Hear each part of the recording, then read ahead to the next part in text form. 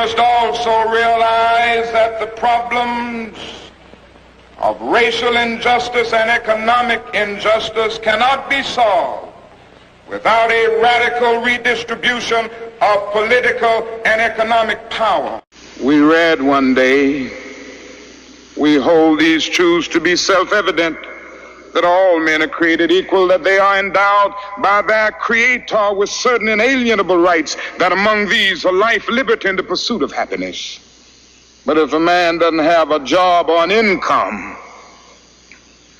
he has neither life nor liberty and the possibility for the pursuit of happiness. He merely exists.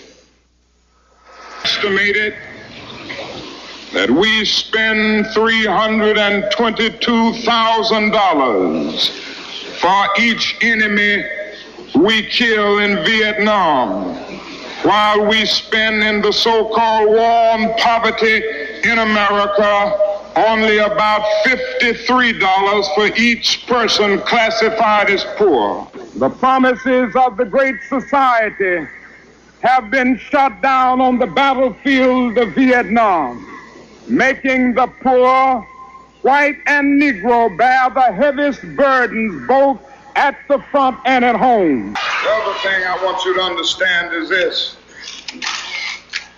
that it didn't cost the nation 1 penny to integrate lunch counters. It didn't cost the nation 1 penny to guarantee the right to vote. But now we are dealing with issues that cannot be solved without the nation spending billions of dollars and undergoing a radical redistribution of economic power. Yes.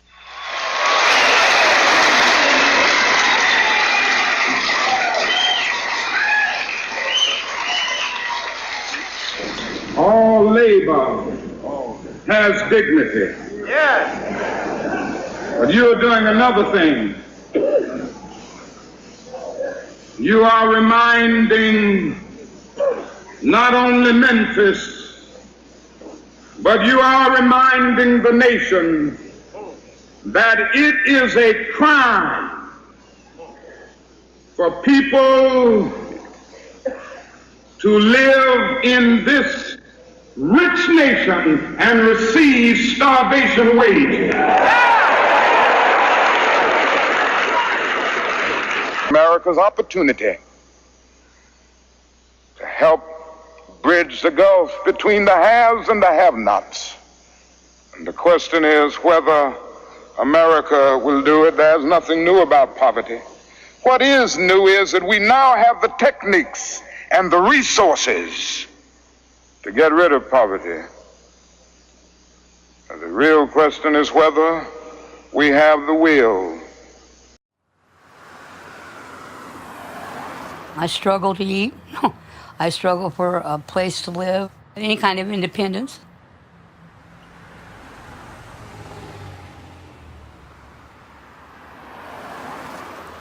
There's a lot of us out there that are suffering. Everybody is trying to survive. The older I get, the harder it gets.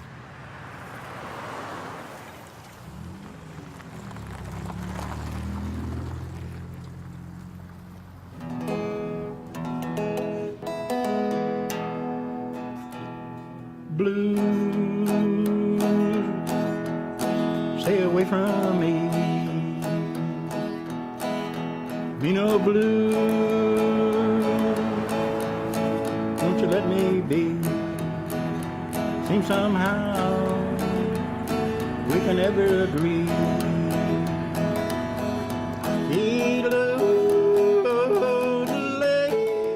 Right now, I sleep on a mattress. I've got a small baggie full of clothes. I cook on an open fire outside, and I come down probably about 1.5 miles down to use the restroom, or I have to pay $5 at the motel to shower. There's a lot of old trailers up there in the woods, and they let me stay there until I find a place. Thank God, but the roof leaks. I found that out during the rain.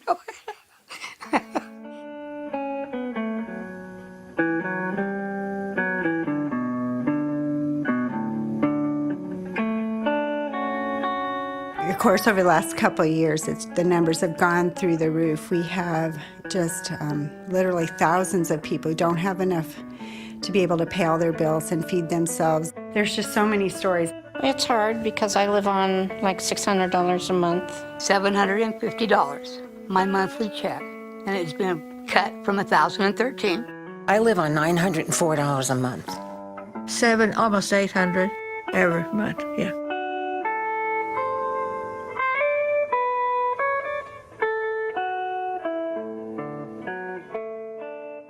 Well, let's put it this way. I don't buy steak anymore. Really, I can live on cereal, yogurt, and a raisin bagel, but I don't really cook a full meal anymore. It's just too expensive.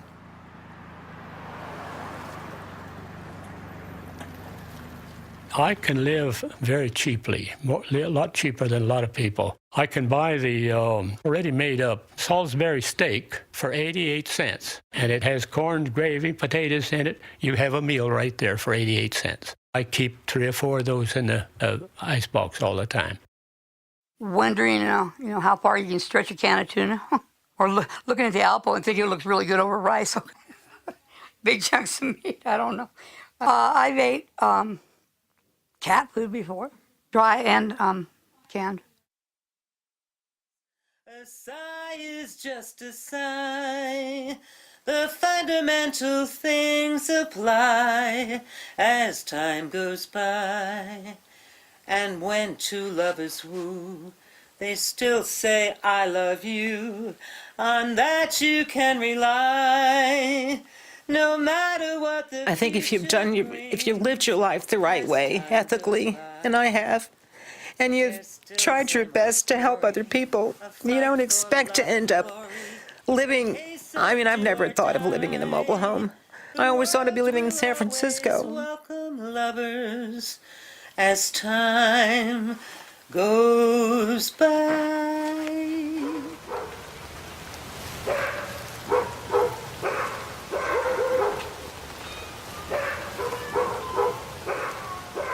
2009, I lost my house.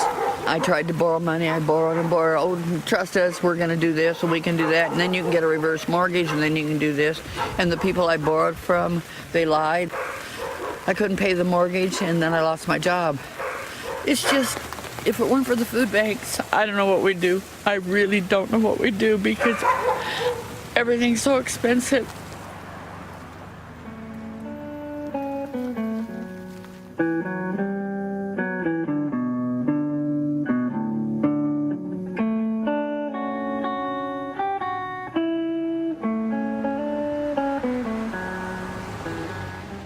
I get help. Some of the neighbors are very good. They bring over food once in a while.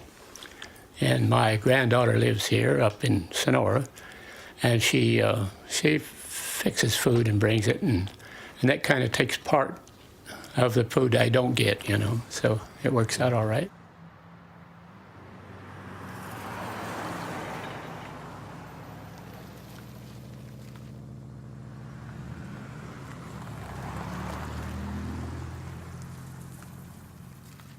Well, it's kind of a spiritual question because you kind of have to believe in all of life the people who crossed your path do for a reason, and for the people who have helped me in my life as well, that it's just there's some sort of wonderful divine intervention happening, and we can't help everybody.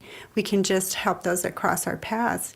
Maybe we won't do the masses. Maybe we'll just do one small kindness today, and it will make a difference. I've seen it make a difference. And I think that's the challenge for all of us, is keep your eyes open and look for that opportunity to do that one kindness.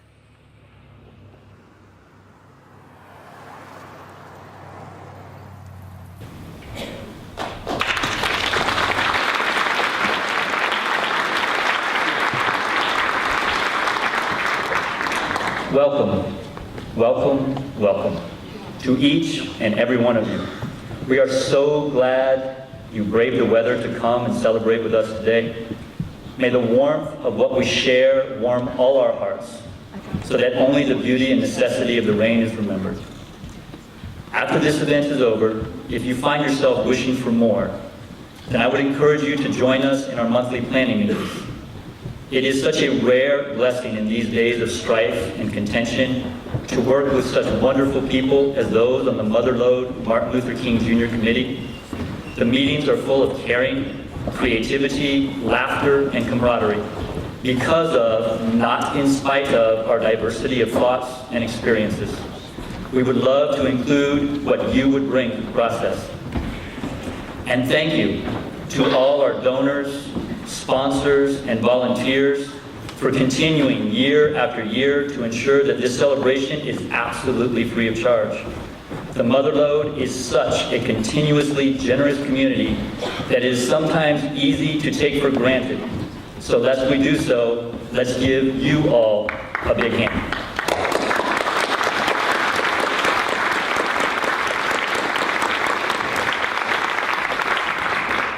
And now for our invocation, please welcome Pastor Nate Levering, Connections and Compassion Minister at Sierra Bible Church.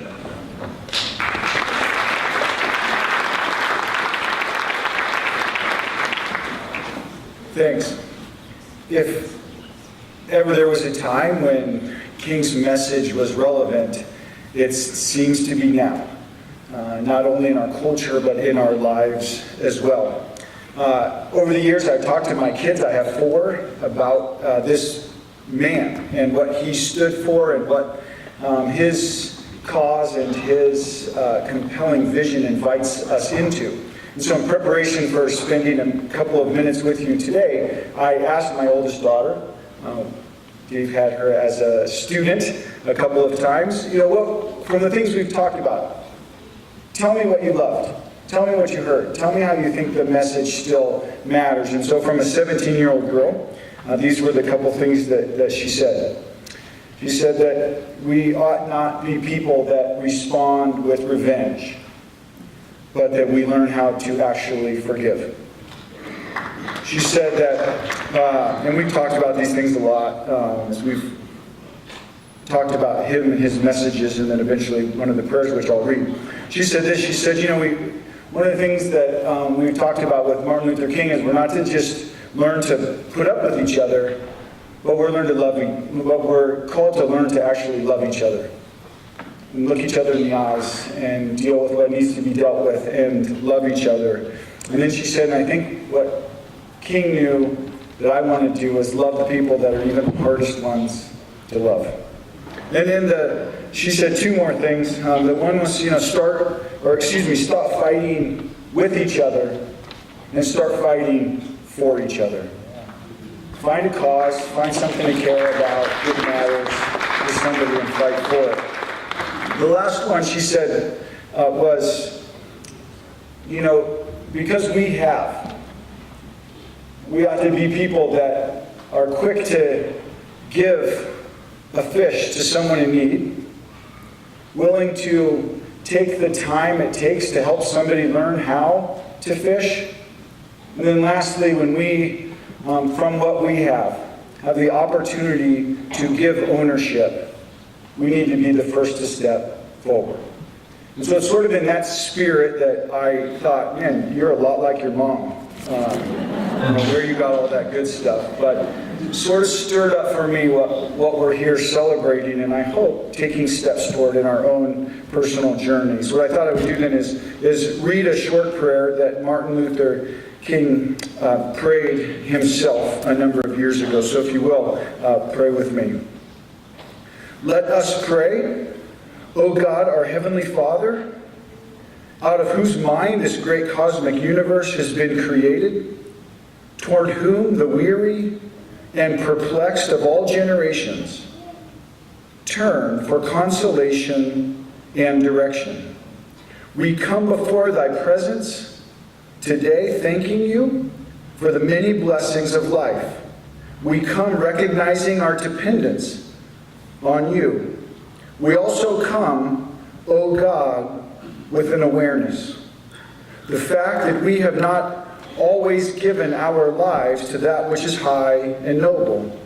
In the midst of all of the high and noble aspects of justice, we followed injustice. We stand amid the forces of truth, and yet we deliberately lie. We stand amid the compelling urgency of the Lord of love, as exemplified in the life of Jesus Christ, and yet we live our lives so often in the dungeons of hate. For all of these sins, O God, forgive. In these days of emotional tension, when the problems of the world are gigantic in extent and chaotic in detail, give us a penetrating vision, broad understanding, power of endurance and abiding faith, and save us from the paralysis of crippling fear. And, O God, we ask that you might help us to work with renewed vigor for a warless world and for a brotherhood that transcends race or color. Amen.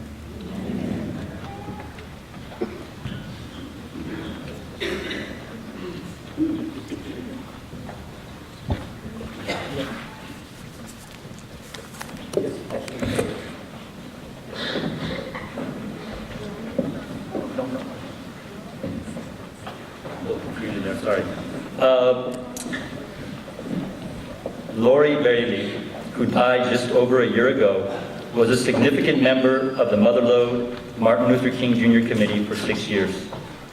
Lori could always be counted on to do what was needed to keep the committee going. She was a teacher, she was a leader, a person of consciousness and compassion, a timeless champion for social justice. To honor her life, we have instituted the Lori Bailey Social Justice Award. This is the first time we are presenting this award, which will become an annual event. And now I'd like to introduce Peggy Kingman, a past committee member and a generous supporter of our work. Please give her a hand.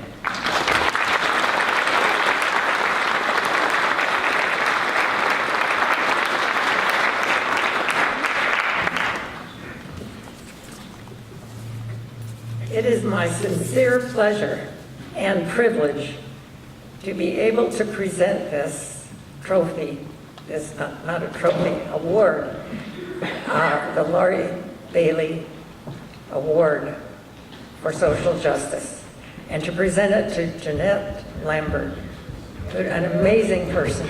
I think we all can appreciate Jeanette.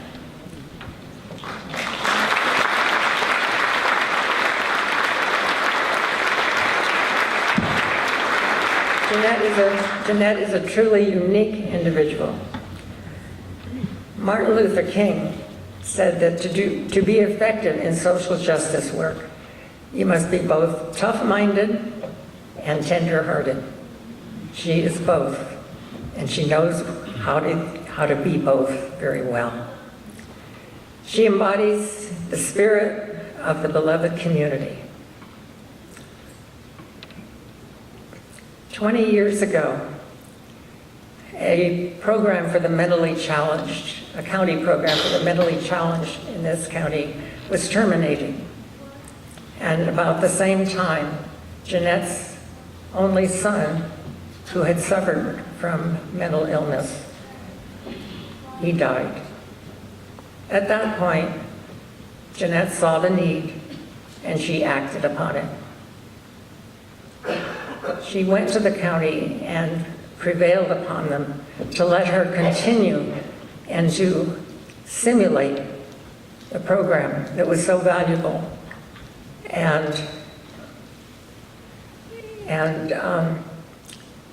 to do it, costing nothing to the county, but to do it all with volunteer helpers. So that's when the David Lambert Community Drop-In Center was formed. 20 years later, she's like the Energizer Bunny. She just is still at it every day. All her thoughts, all her energy go into helping others. Jeanette sees the good and worth in all individuals, regardless of their station in life or life situation. She hears the Lord's guidance to do unto others as she would have them do to herself and to others. And so she has made a real community with her volunteers and by the guidance of her God.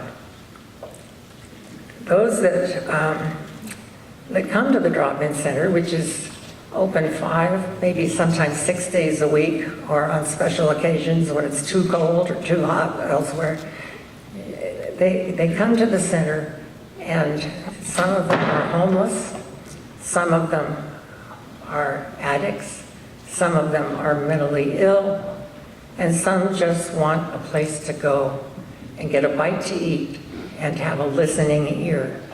Jeanette is there for all of these. So it is my great pleasure to present this award to her. It doesn't begin to say what she has meant to our community. But I think what stands out is what it says on the award, restoring dignity and hope. And that's what she does every day. And I think she's a shining example of what a difference one person can make. Thank you, Jeanette.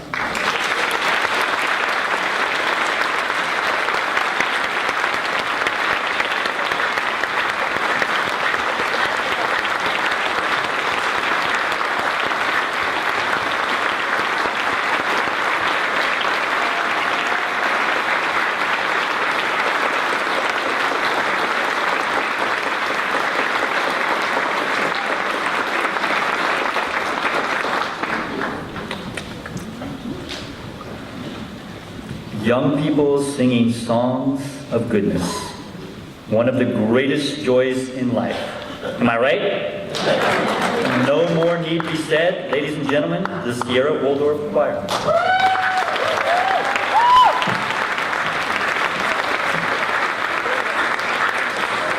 Good afternoon. Since our founding 29 years ago, we have always had a special assembly for the whole school so that we could teach the children about the life and the work of Dr. Martin Luther King Jr. and all those who marched with him and all those many wonderful individuals who have followed, working for a better world. And so we are so honored to be here this afternoon to sing for you in this wonderful celebration of Dr. King's life. The first piece that we will do for you is a lovely song by Susan LaBarre that is set to the text, the poem by Langston Hughes. It's called Hold Fast to Dreams. The second piece is a wonderful spiritual, Keep Your Lights Trimmed and Burning. One of the lines is, children, don't get weary, keep on working. And that is arranged by Victor Hansen. And we are so delighted to have Dennis Brown accompanying us today. Thank you so much.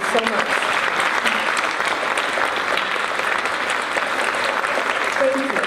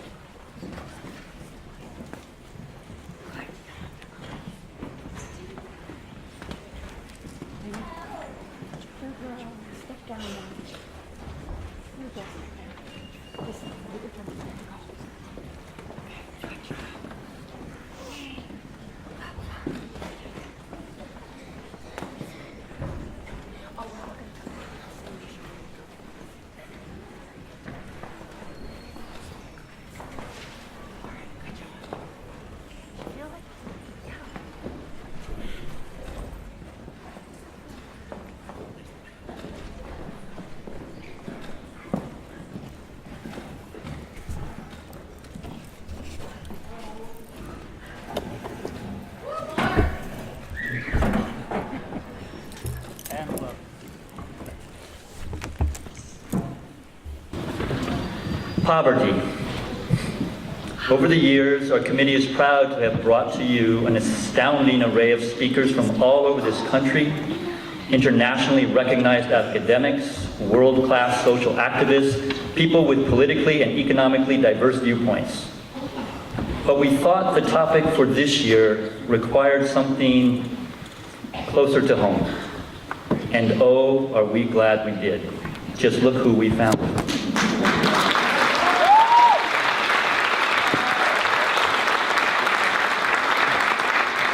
Wilensky has 23 years experience as a labor organizer, 8 years experience as a county board member. He is a farmer, a proud defender of local education, and a recipient of the Sierra Business Council's Vision 2020 Award for his role in developing the Calaveras Healthy Impact Products Solution Project, CHIPS. This is a broad-based, nationally recognized collaborative that improves the economies and strengthens the communities of small mountain towns by developing forest and meadow stewardship capacity and making forest lands less susceptible to out-of-control fires, focusing on local employment and expertise. The program is adept at combining federal and state agency budgets, grants, and in-kind services while creating value-added economic benefit from products derived from its forest projects.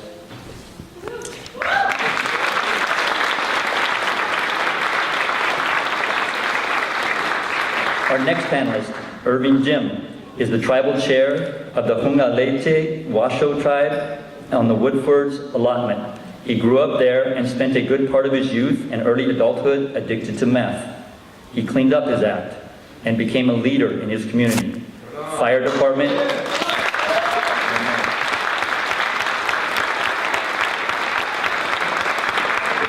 a leader in the fire department, youth education, cultural site monitor, and keeper of the language. 3 years ago, he was elected chair of the Woodford's group. Irving negotiated an agreement between CHIPS and the tribe to get the young folks in his community trained and certified to do work in the Tahoe and Humboldt-Toiyabe National Forest, restoring meadows and cultural sites, thinning forests, and doing fire-safe work in Alpine County.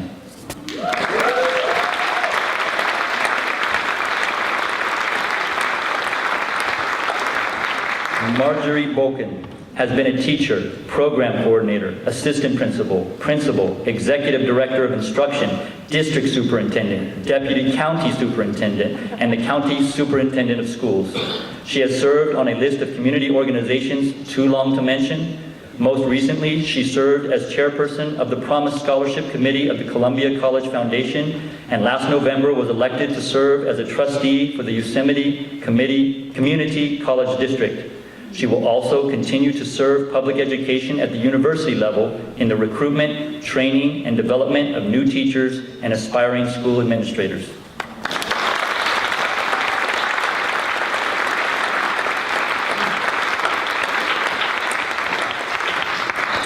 As the director of the Jamestown Family Resource Center, Mark Dyken has served children and their families on the economic margins for 15 years. He is the homeless and foster student education liaison of the Tuolumne County Superintendent of Schools and a trustee for the Valsito Union School District Board. He has toured the country and the world as a drummer in his family band, Clan Dyken, for over 30 years, using music, stories, and the power of the drum in service to the causes of peace and social justice. He is the host of the weekly radio show, Heart and Soul, on Blue Mountain Community Radio, a station he helped to found and build in the Motherlode. Let's give a hand to all our panelists.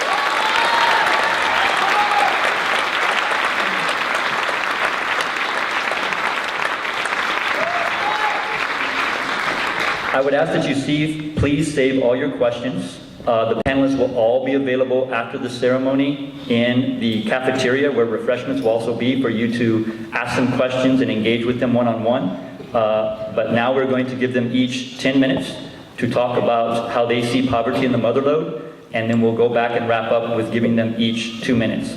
Panelists, I will signal to you when the 10 minutes is up and let you know to give you a little time to wrap up. We will start with Mr. Wilensky.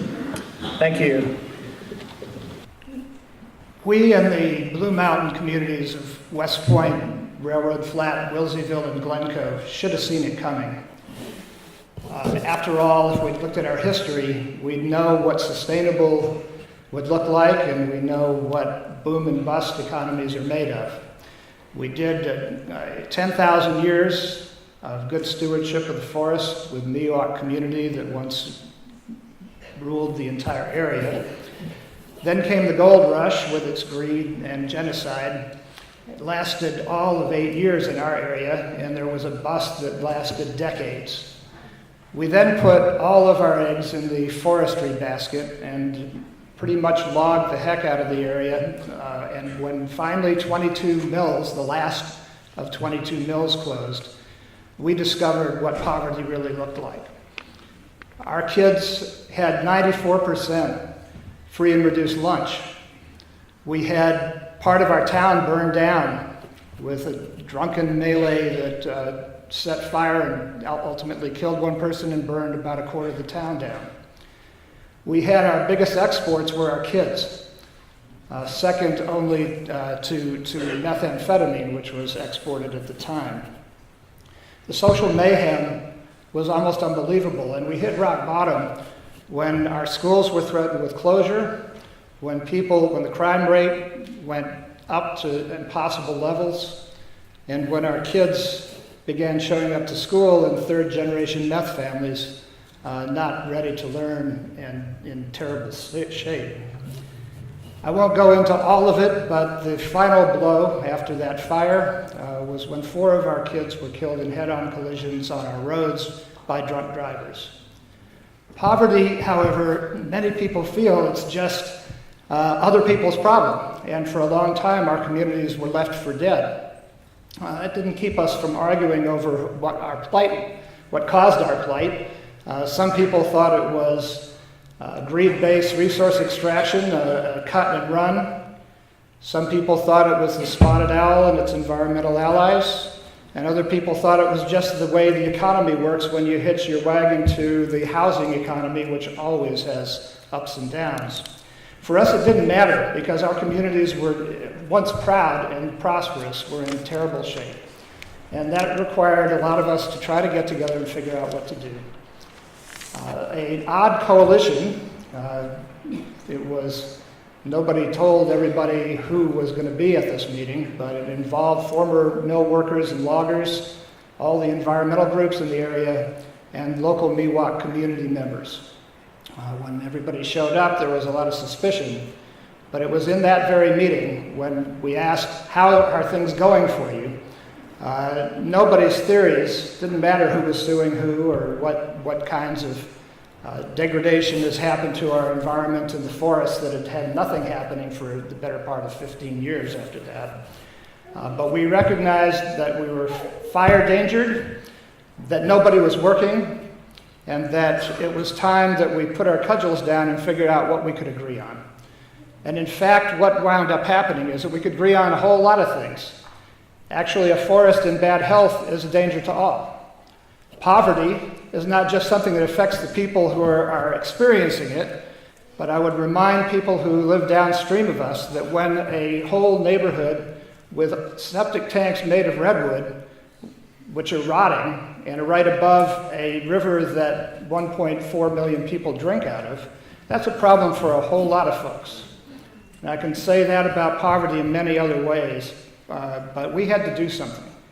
So we rolled up our sleeves, we formed Calaveras Healthy Impact Product Solutions, a tortured way to get an acronym, and we called up Dianne Feinstein and Dan Lundgren two folks who hadn't worked together much, but they came out, took a look at our plight, and it was pretty obvious. You could smell it, you could see it. It was everywhere. And what happened was we got a $500,000 earmark, believe it or not, from the U.S. Senate and House, and we were off and running. We got our equipment, and we were all dressed up and ready to work. Here's the problem. There were no contracts, and the U.S. Forest Service and other agencies were not used to working with local people. So it took us quite a while, but and I won't go through all the torture, but I'll give you a few lowlights. We had a workforce that had been a generation without work. And how to get that going is no small challenge. Addiction, transportation issues, how do you get to work when you haven't had a car? Or when you've been in jail and you've had your license taken away. We had many challenges just to get out the door. But once we did, and we got people trained and ready to go, and once we spent 4 years trying to get the local agencies to stop hiring people from all over the world, actually all over the country, except for our backyard, we finally got to work. And now CHIPS has become an organization that has 42 employees. We are building a 3 megawatt power plant to use the wood waste. We're thinning forests, we're restoring meadows, 70% of our staff is Native American. We have actually got our first 4 women working in the field, and our first woman, what we called foreman, but we had to change our personnel rules. That would be 4-person now for all of you. And by the way, she runs the Yosemite crew of CHIPS, which is taking out roads and parking lots and making trails and meadows and decommissioning social trails into cultural sacred sites. So it's really time, after all those generations, after getting kicked out of Yosemite, that is the Paiute people going back to work in the valley and places.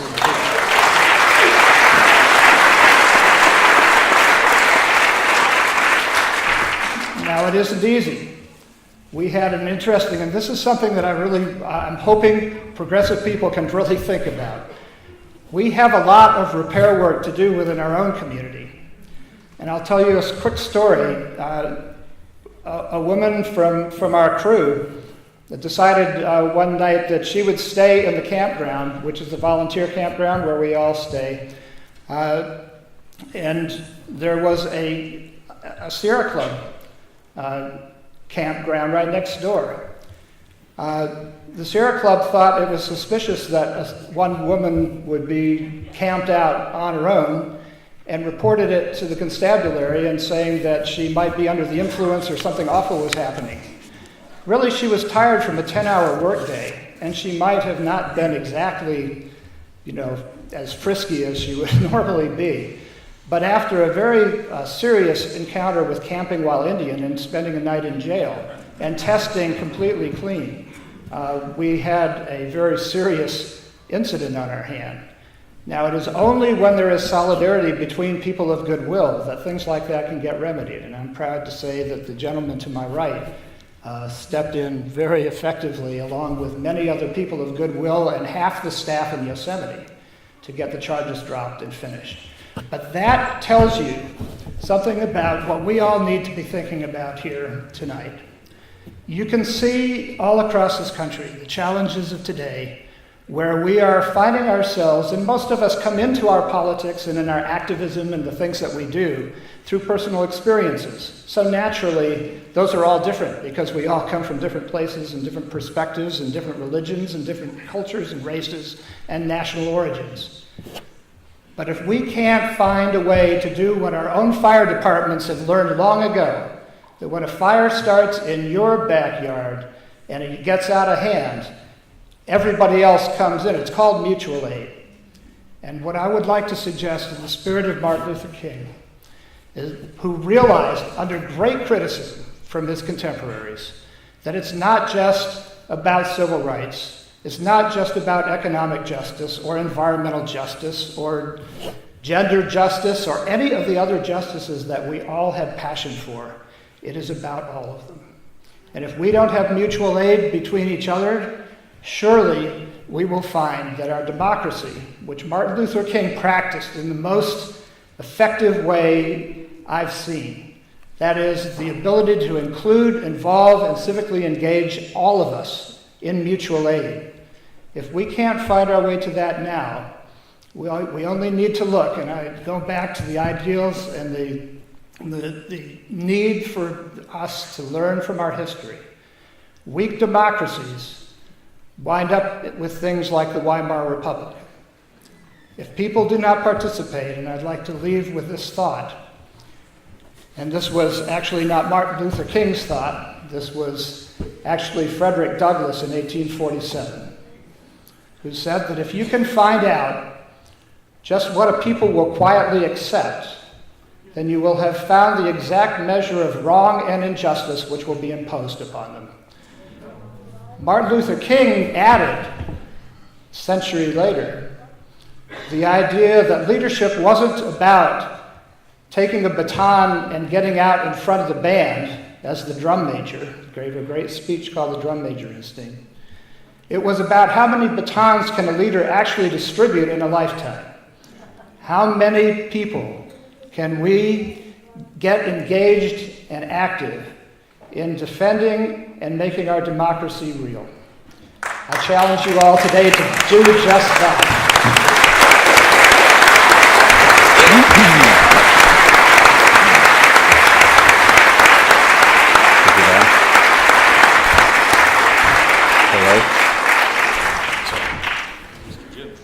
This is Chairman Irvin Jim, my colleague and friend. Thank you, Steve.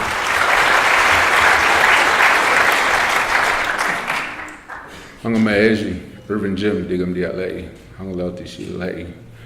My name is Irvin Jim. I come from the Hangalauti community. We are the southern band of the Washoe Tribe of Nevada in California.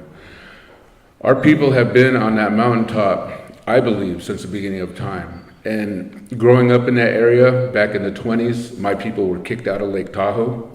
We were kicked out of so many places, and because it's a tourism place, we couldn't go to these places. And where we got put on a rock in my community. I tease, I joke about it. We live on a rock, and it is a rock, because when they were putting our houses up there, they had to blast to put in the foundations. And in that community, we had a 75% unemployment rate. And I heard about Steve Wilensky and the CHIPS program, and I wasn't paying attention. I was in a meeting, I'm the chairman of my community, and I was sitting there kind of touching bases with what was going on. And a gentleman came in from the county, and he was talking about cultural site protection on the headwaters of the McCollum River. And I was like, who's protecting our sites on the McCollum River? And because that's all ancestral Washoe sites. And I found out about the CHIPS program, and I went to a meeting, and the rest is history with Steve. But what we started with the CHIPS program and coming forward and getting the young men and the people in the community, disadvantaged, they're on probation, they're on parole. And I know exactly where they're coming from, because back in 2004, I went to prison. And I did 2 years in prison. And this February, I am celebrating 9 years of being sobriety, clean.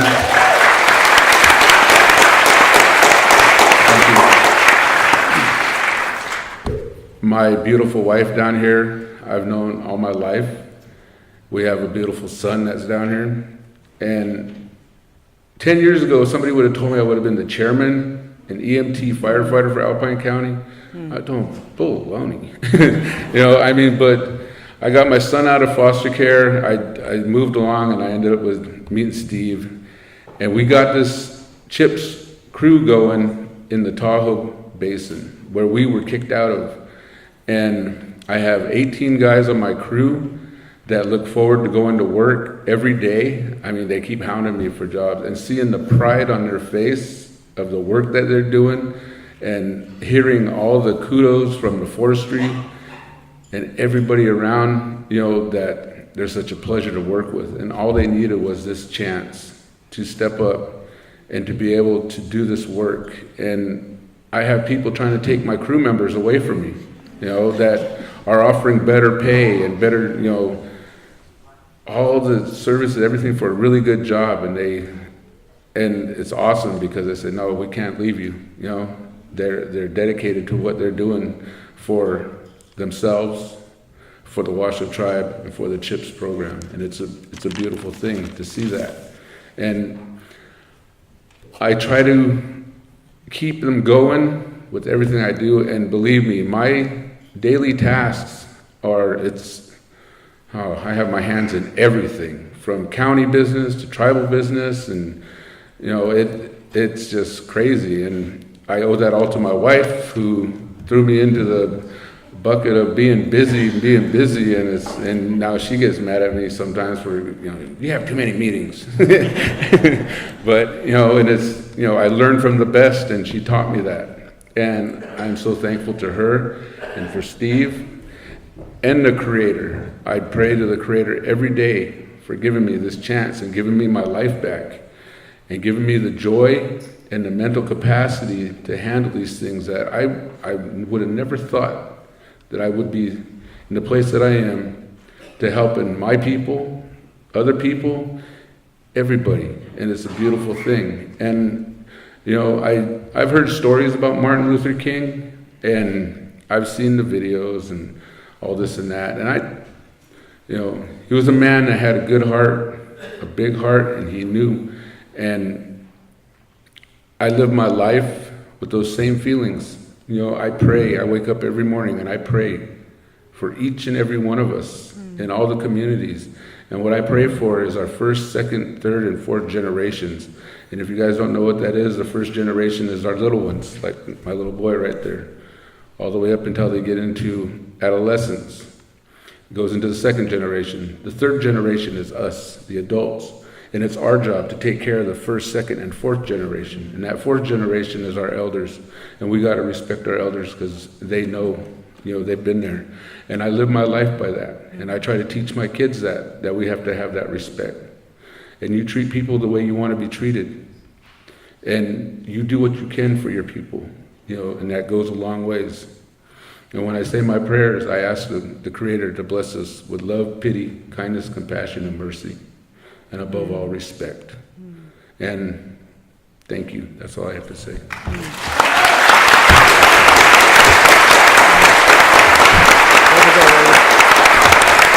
Thank you, Steve. Tough act to follow. Goodness. I wanted to thank the panel for creating this day and an opportunity for all of us to be together. I look out in the audience, and I regret that I can't see all of your faces, but I saw you down there, and of course we all know each other, and that's why what's local is so important, because we all know each other. I'm here to tell you about the promise, but I wanted to actually compliment your observations, because that's where it's at. Is the generations of young people that evolve into the elders of the communities that can make a community prosper. And I look around the room and I think of what we felt when we hear the words of Dr. Martin Luther King Jr. on the film that we saw, or the words of the pastor who spoke to us, or the facilitation of the teacher, Mr. Winslow, who's guiding us today. And it comes from a place that we call love. And I love that word love, because those teachers that know me know that the very first ingredient of being able to teach, to be able to teach. And in fact, if you don't have this ingredient, you will be unsuccessful as a teacher, in my opinion. And that is that you have to have love. You have to have love for all children that you encounter. And because of that love, I know that in the audience we have a number of educators that have been retired or are currently working to guide young people in the way that the chairman described. And I have to do this, if you wouldn't mind bringing the lights up, because I would like to acknowledge any and all educators in the room who guide our young people towards this endeavor that we're talking about today. If you could stand, those of you who teach.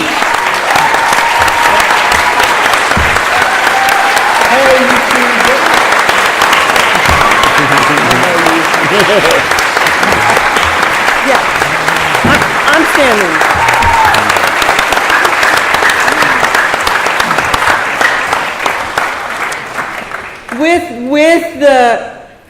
With the promise of the opportunity that Dr. King talked about to have the promise of a job, to have the promise of something better than starvation wages, it requires education. And the Promise campaign, sponsored by the Foundation of Columbia College, is a group of individuals, a lot of them in the room, Charles Segerstam, Colette Such, Amy Nilsson, and others who are here, feel this compulsion to remove a barrier to higher education, which statistics tell us can triple the livelihood of a young person with the opportunity for skills attainment. At which point, unfortunately, the high school diploma has not yielded the less or greater than starvation wage jobs that young people need today to survive in this economy. So my hope was simply to inform you that there's something wonderful underfoot in this county, and it reaches into Calaveras County as well. And that is that generous-minded people of this county chose to put a few dollars down to say, I want every child who graduates from a public high school in Tuolumne County and Calaveras County, the footprint of Columbia College, to have access to free education that would provide the potential for skills attainment for a greater than starvation wage job.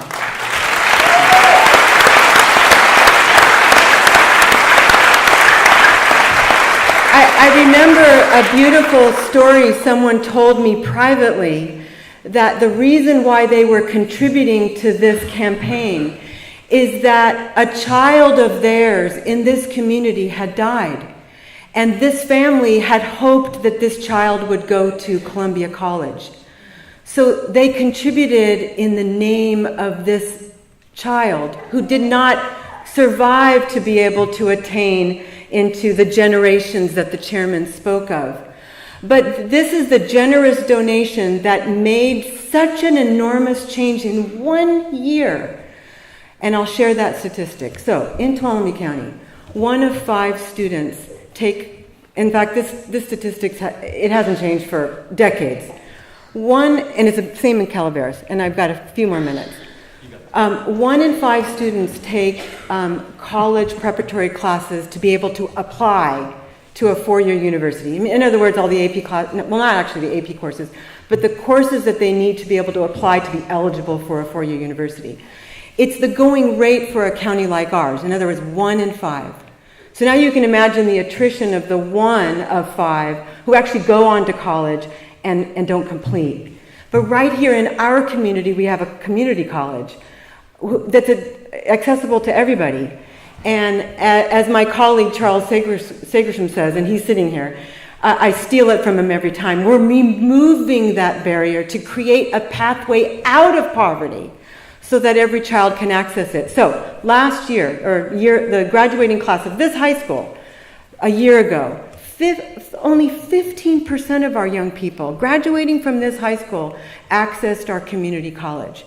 So the committee, who many of them here today, thought, well, why? And so the thought was to remove that one little piece of a barrier of tuition, which is $1,200. $1,200 for a community that has a K-12 population of 50% free and reduced price meals is a lot of money. So we raised enough money to fund a promise of nearly 3 years. You did. You all raised that money to fund a promise for 3 years. And by doing so, we increased in 1 year. We increased from 15% to 32% of our young people attending college.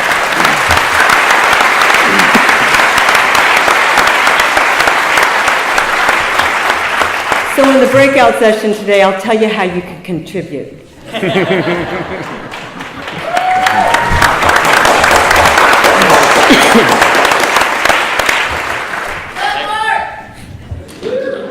Yeah, I brought my fan club with me. If you don't mind, I'm going to stand because I'm a little more comfortable standing than sitting in a steel chair. So it's really an honor to be here today, speaking to such an audience of kind and compassionate people who care, being part of a panel of such amazing local leaders who've done such wonderful work, and on a day that we pay tribute to one of the greatest Americans that ever lived, and a local hero, Jeanette Lambert, who, exhibited her humbleness. She just walked off. She didn't say anything. This woman is really amazing. So it's just wonderful to be here. Yes, Jeanette. I want to give a shout out to the committee, the MLK committee, for keeping this a vibrant event in our community and for today focusing us on the subject of poverty. Many of you may know that Dr. King identified 3 evils: the evil of racism, the evil of poverty, and the evil of war, as having the potential of either holding back or actually ending the continued progress toward complete equality for not only Black Americans, but for all people on the margins, not only in this country, but around the world. And he gave a few versions of his 3 evil speeches, and I wanted to quote a little bit from the first time he ever talked about the 3 evils, which was in May of 1967 in his hometown of Atlanta. And Dr. King said, "Poverty is a monstrous octopus, pushing its nagging, prehensile tentacles into cities, hamlets, and villages all across our nation. Some 40 million of our brothers and sisters are poverty-stricken, struggling every day to gain the basic necessities of life. And so often we allow them to become invisible because our society has become so affluent, we do not even see the poor. And there's nothing new about poverty. It's been with us for years and centuries. What is new is today we have the resources, we have the skills, we have the techniques to get rid of poverty. The question is, does our nation have the will? And I would update Dr. King's figures and let you know that currently over 50 million Americans live below the poverty line. And if you add to that number those who live in near poverty, just above the poverty line, 100 million Americans struggle every single day to make ends meet in the wealthiest nation the world has ever known. That's unacceptable. And I would also add to Dr. King's question, does our community have the will? Albert Einstein said if I was given an hour to solve a problem, I would spend 55 minutes studying the problem and 5 minutes coming up with a solution. And I think it's important that we study the problem of poverty by asking this question. Who are the poor? Who are the people we saw in that video today? Who are the people sleeping on our streets, in the doorways of our businesses, in the camps outside of our town, in our overflowing homeless shelters every single night? Who are the people that come to our food banks and our soup kitchens and fill our jails? Who are the poor and why are they there? Well, in 15 years of being the director of the Family Resource Center, part of my job, as was mentioned, I'm the homeless and foster youth liaison. And I also, Margie was my boss actually till just recently. I do that for the Tuolumne County Superintendent's Office as well. And especially the last few years, I've come to believe there really is a common denominator to most of the poor. And that common denominator is trauma, particularly childhood trauma, in the form of neglect and abuse, whether that abuse be physical, mental, verbal, sexual, witnessing violence, or having an absent parent. Maybe that parent is absent because they're substance or alcohol addicted, or because they go to jail, or because they have a mental illness.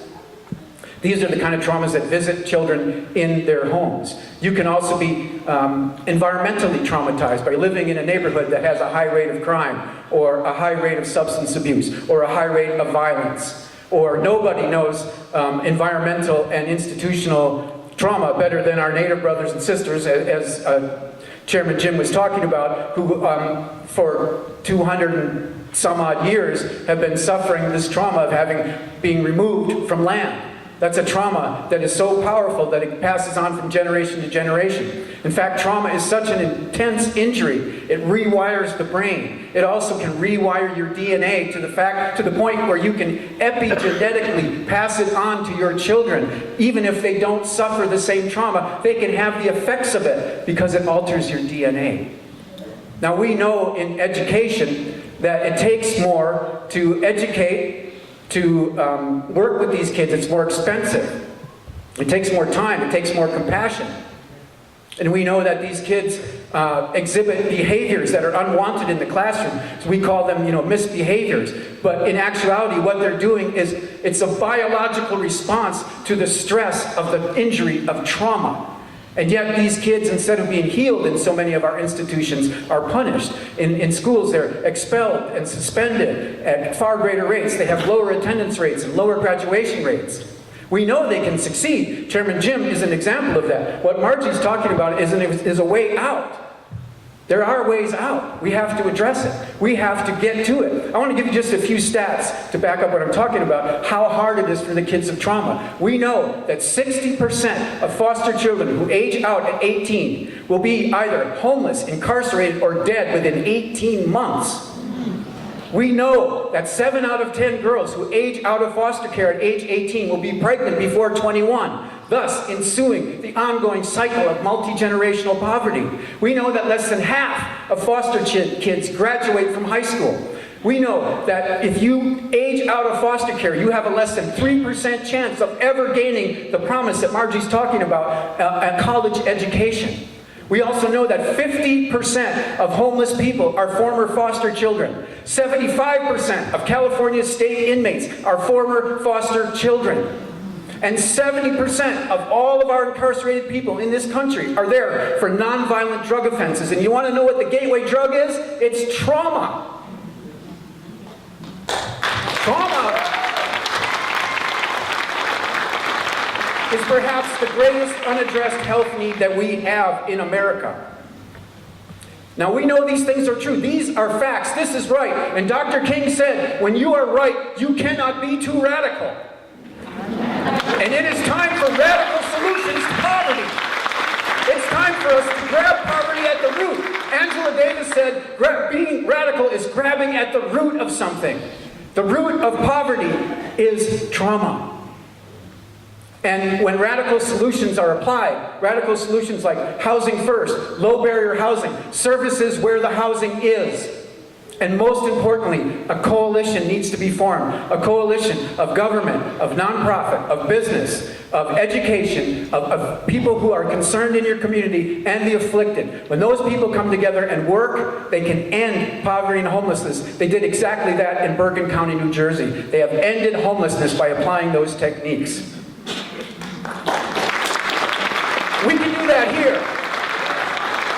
And so in my breakout section, I've been working with a few people in a small group, and we have a plan to institute those exact type of radical solutions. And we can go into it in detail if you'll come and see us. But if you can't come, we want to just at least get your name and your email. If you care, because every person in this room is in one of those groups that needs to be in this coalition to address this. And we can do it here. And we can be an example. Now, I want to end today with a quote from the Reverend Theodore Parker. And Theodore Parker was born in 1810. He was a Unitarian minister who advocated for the abolition of slavery. And you may kind of recognize this quote because Dr. King liked it too, and he sort of made it his own, but I wanted to go to the original. And Theodore Parker said this in one of his sermons in the 1850s. He said, "I do not pretend to understand the moral universe, for the arc of it is long, and my eye sees but a little way. I cannot calculate the curve, nor complete the figure through the experience of sight. I can divine it through conscience. And I am sure It bends toward justice. And it is time for justice in our community right here, especially for those who are afflicted with the hurt of trauma and the suffering of poverty. We can do this here. Let's work together to end it in our community. Thank you.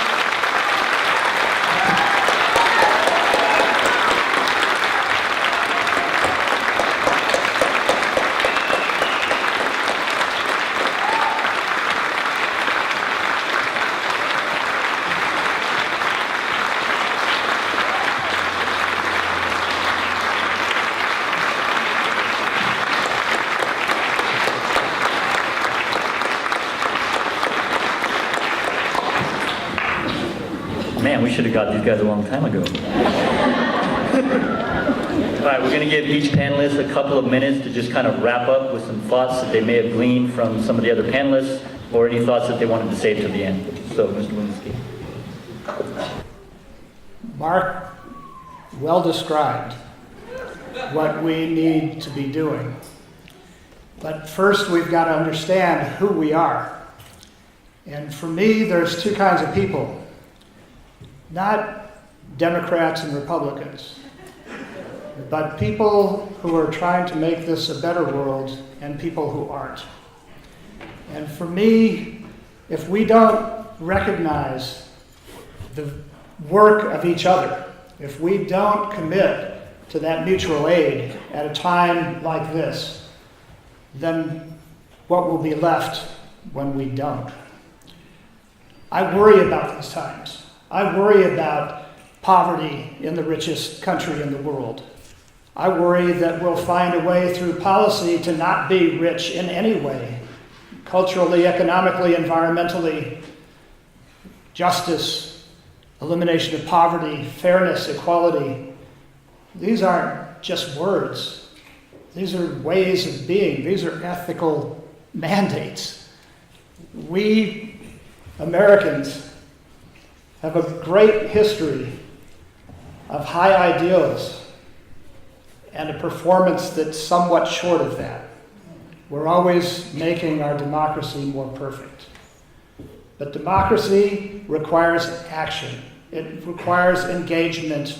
And right now, it requires each of us to recognize how important it is to teach, how important it is to build housing, how important it is to have transportation so people can get from one place to another, how important it is to develop jobs, meaningful jobs that are restorative.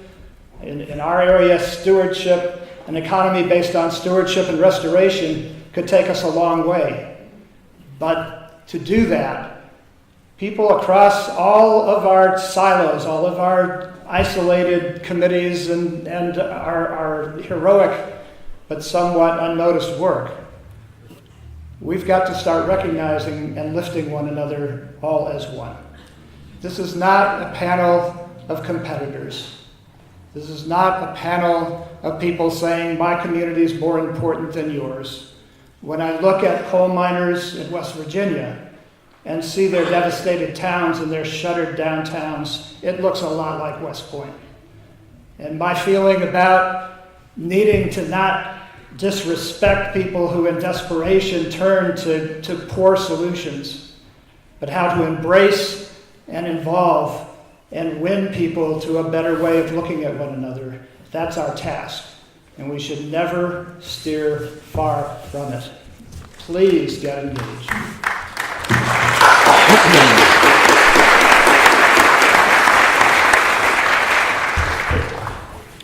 This is a tough crowd to follow here.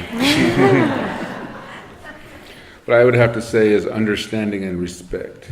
You know, for me as a Native American, a Washoe, and from the area that I come in, understanding and respect from both sides, from all cultures. People look at Native Americans and there's, you know, you hear the terms out there about, you know, drunks, poor, lazy, begging. And understanding a long time ago would have went a long ways, because in our society, in our culture, asking for help was not looked down upon or frowned upon. When somebody, your neighbors, came to you and asked you for help, asked you for food, you did what you could for them.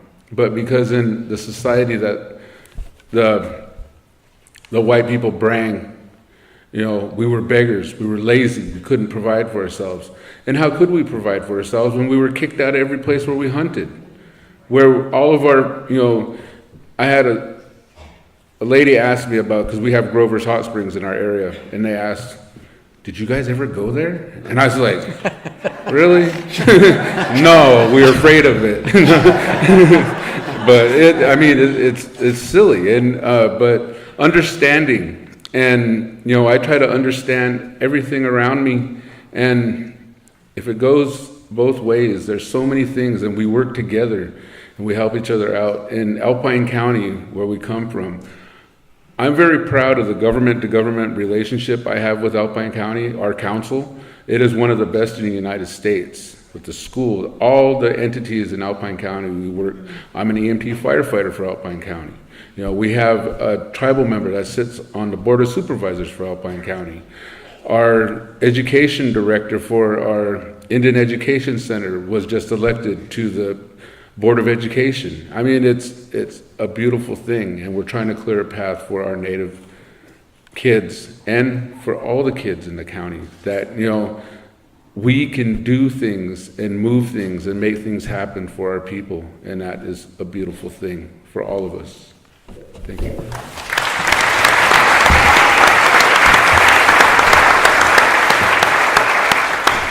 So I've been in education professionally for 34 years, and over those 34 years I always ask kids, what would you do to improve your school? And if you were closer up to me, I'd look into your eyes and I'd ask you to answer what you think they say. But I'll tell you what they say. Invariably, kids say the way that they would improve their school would be better pizza, more recess, and no homework. It's true. It's true. And what's so beautiful about understanding what it means to teach is that, of course, they're responding to their extrinsic needs. Give me a more comfortable chair to sit in. Give me more space around my chair. All the things that answer their physical needs. But ask the same student what they would do to improve their school after they graduate, and invariably, this is what they say. Number one answer, give me a great teacher. Number two answer, give me a great teacher. Number three, give me a great teacher.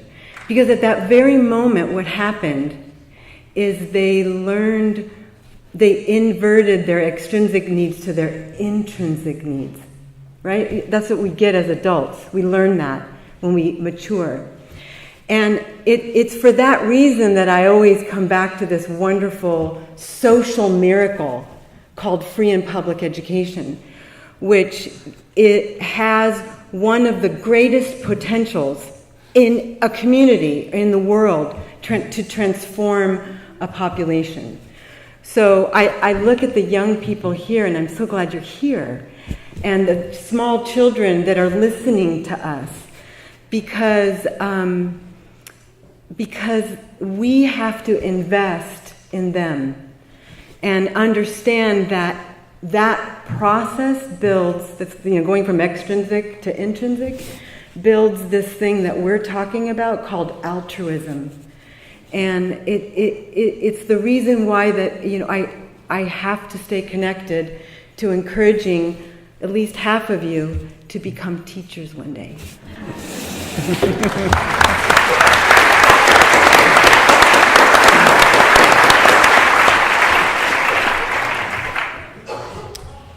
Dr. King said, we may have come here in different ships, but we're all in the same boat now.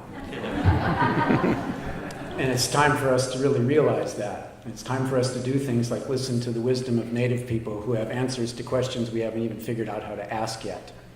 And if we had done that, as Chairman Jin said, for a long time, I have no doubt we'd be living in a more peaceful, more prosperous world.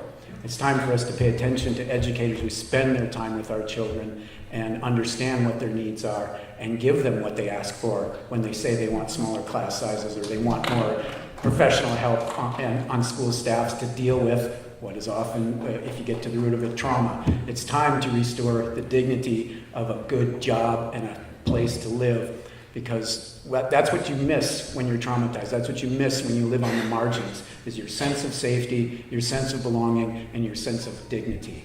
And if we can return that to people, all of us in this same boat are going to be better off.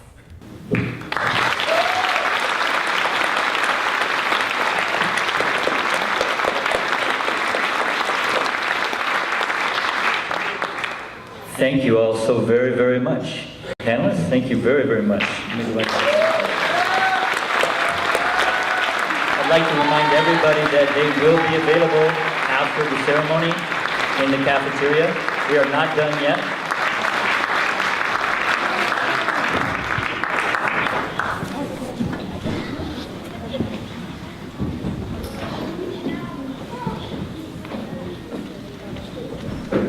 I always like a little music after a lot of thought. Don't you? All right, let's bring out Dennis Brown and Michelle Allison and give us a little music so that we can contemplate what we heard just now. Thank you very much.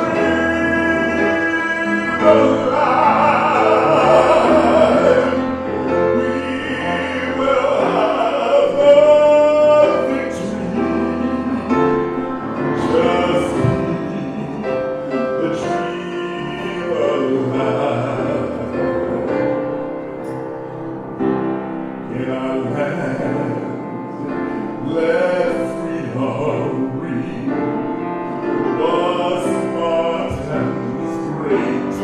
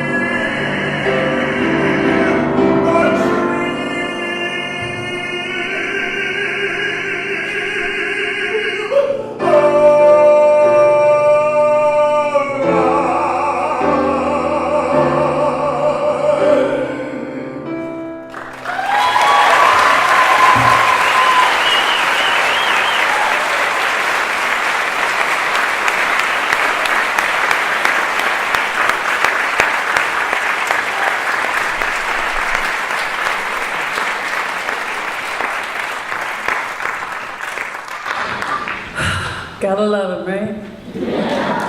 Who am I talking about? Yes, we love Dr. King for all he did, all he gave us, but Dennis Brown.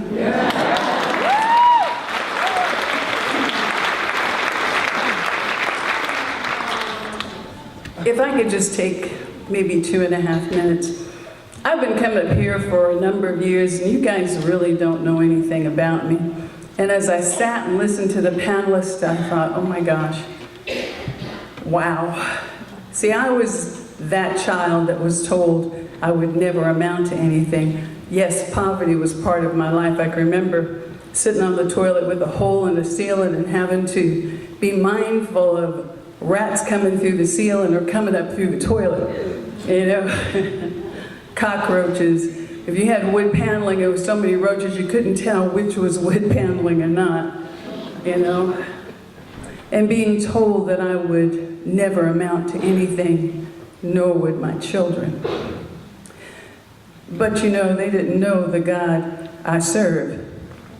The God that loved me. The God that said, don't let people put periods in your life where I only meant a comma.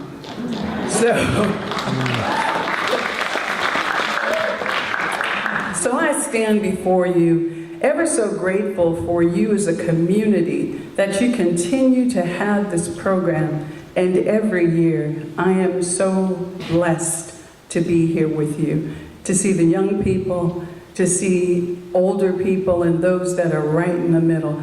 You see, when I drive along Santa Fe and Merced and I see the homeless population has increased, it hurts my heart.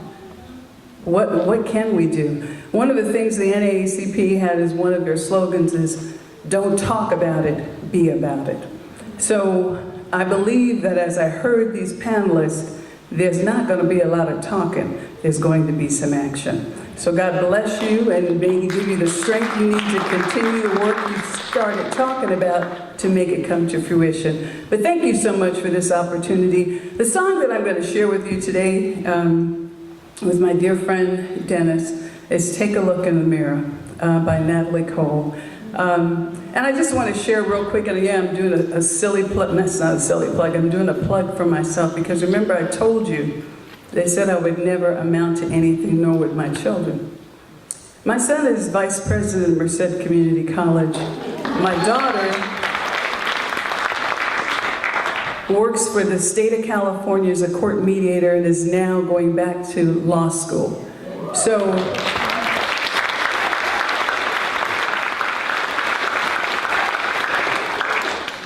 and about the teachers that care, I didn't have care around me. It is really important when you have someone that speaks life, speaks truth into you, that can help you to see your dream.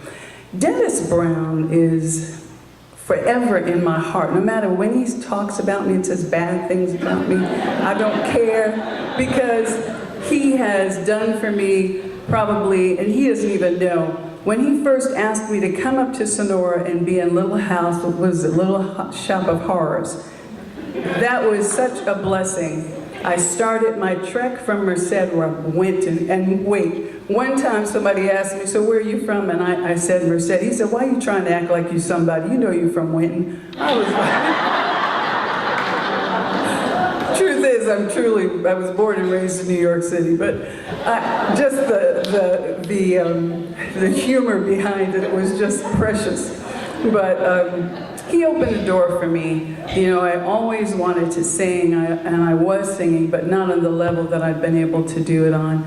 And because of him, and I'm really sad that we're not working together on this project, I'm doing a tribute to Natalie Cole. And it's going to be this Tuesday at 7 o'clock in Merced, the Multicultural Center, and yes, I am plugging it. He and I had talked about it for some time, and then God was like, you have to move now. Don't talk about it, be about it, you gotta move. And so we were both really busy and I had to move forward. This is one of the songs that Dennis and I talked about doing back some time ago. And so I'm honored to be able to sing it with him today. And again, honored to be here with you again in Sonora, which he made possible from 1972 to now. And God willing, we'll be back again next year.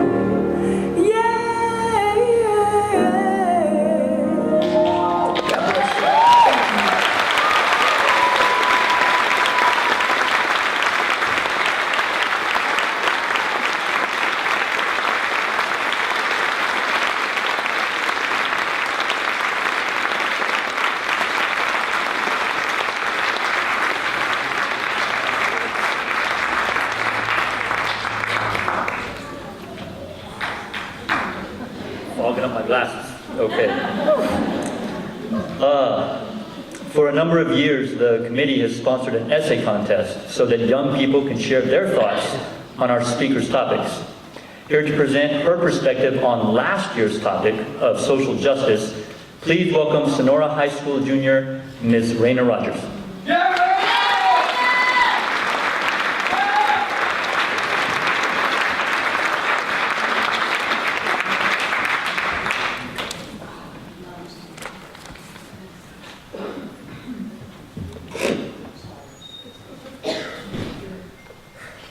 Poverty, world hunger, human trafficking, and even lack of education. These are all issues that our world is facing today. Many people across the globe make it their mission to help those who are touched by these problems. Others decide to look the other way, and though some may choose to ignore them, the problems still exist.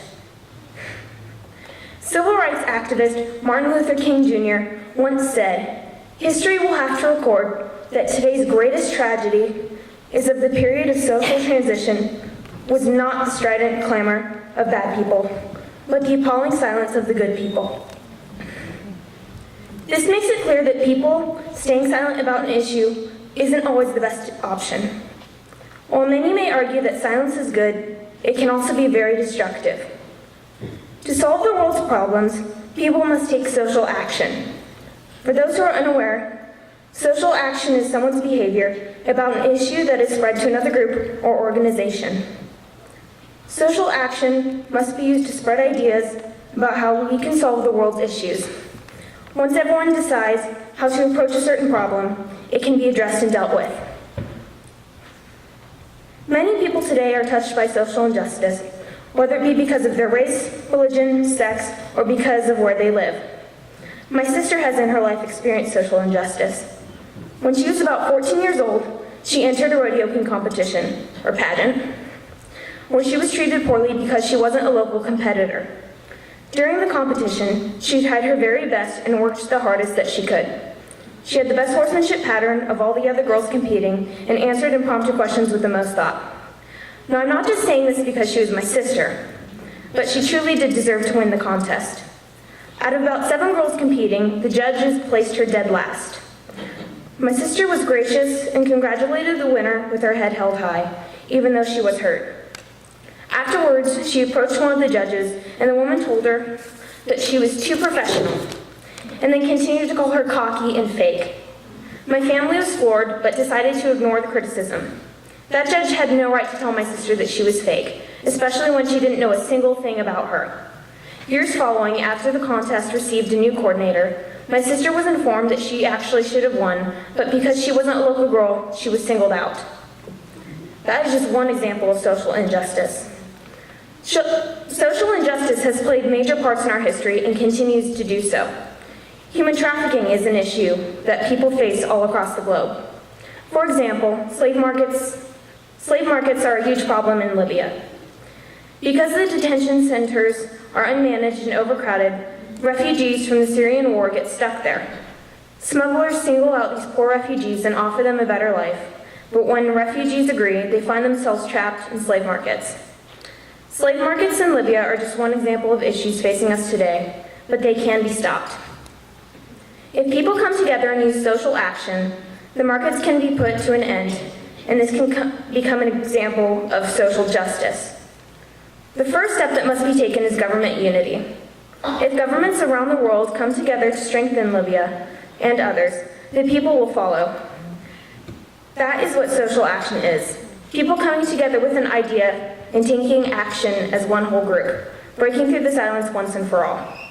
Though this is only the first step in stopping one threat, people can begin to feel safe again, no longer fearing social injustice. Thank you.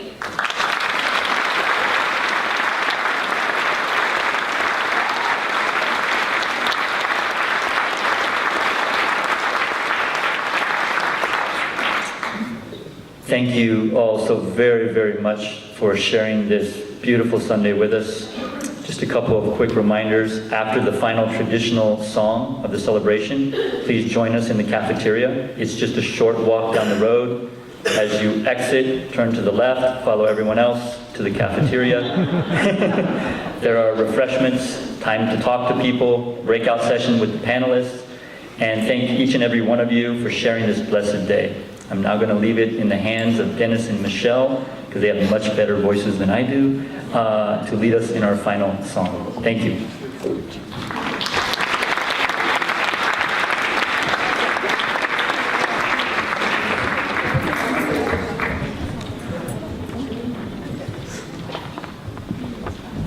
I was wondering where the kids were. They said we only had 3 verses, right? Okay, come on. Oh, so if you ever want to get in contact with me, I know some of you just might, my email address is allison.michelle@gmail.com, or you can find me on Facebook at Michelle W. Allison. I mean, if you just wanted to keep in contact, not wait a whole year before you see me again, maybe.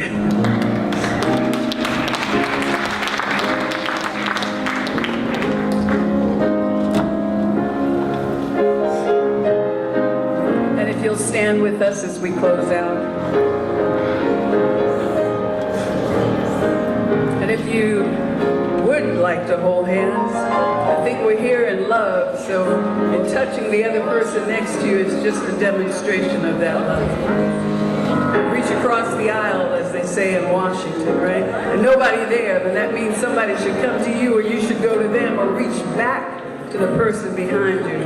Find a hand. Ready?